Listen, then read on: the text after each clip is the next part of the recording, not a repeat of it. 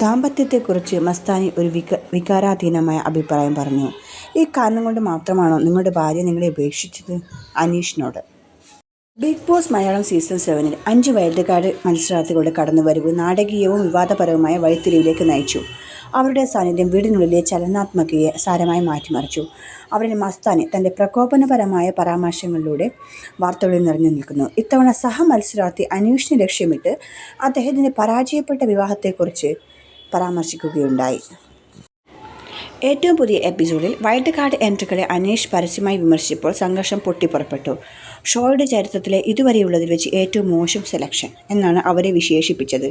അവർക്ക് മൗലികതയും ധൈര്യവും ഇല്ലെന്ന് അദ്ദേഹം ആരോപിച്ചു.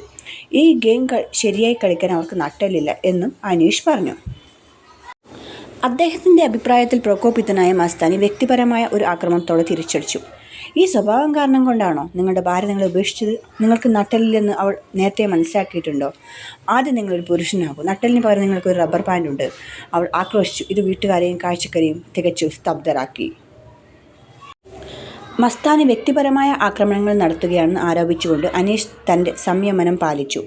നിങ്ങൾക്ക് എന്തും പറയാം, എൻ്റെ വ്യക്തി ജീവിതം വലിച്ചിഴച്ചാൽ എനിക്കൊരു പ്രശ്നവുമില്ല, പക്ഷേ ഇത് നിങ്ങളുടെ നിലവാരം മാത്രമാണ് കാണിക്കുന്നത്, അദ്ദേഹം തിരിച്ചും മറുപടി നൽകി.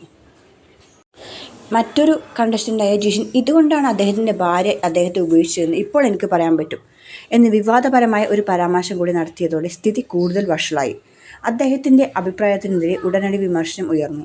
പ്രത്യേകിച്ച് ആക്രമണങ്ങളുടെ വ്യക്തിപരമായ സ്വഭാവത്തിനെതിരെ നിലകൊണ്ട വൈൽഡ് കാർഡ് എൻട്രി ലക്ഷ്മിയിൽ നിന്ന്.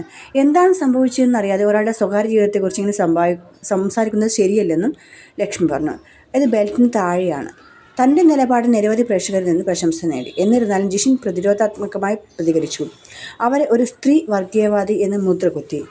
നിലവിലുള്ള വൈരാഗ്യത്തിന് മറ്റൊരു പാളി കൂടി ജിഷിൻ ചേർക്കുകയാണ് ഉണ്ടായത്. അപ്പോൾ എന്തായാലും കണ്ടറിയാം പുതിയ വൈൽഡ് കാർഡ് എൻട്രികളുടെ വരവോടെ ബിഗ് ബോസ് ശരിക്കും ഒരു പടക്കളമാകുമോ അതോ പോർക്കളമാകുമോ എന്നത് കണ്ടറിയാം. വെയിറ്റ് ചെയ്യൂ അടുത്ത എപ്പിസോഡിനായി.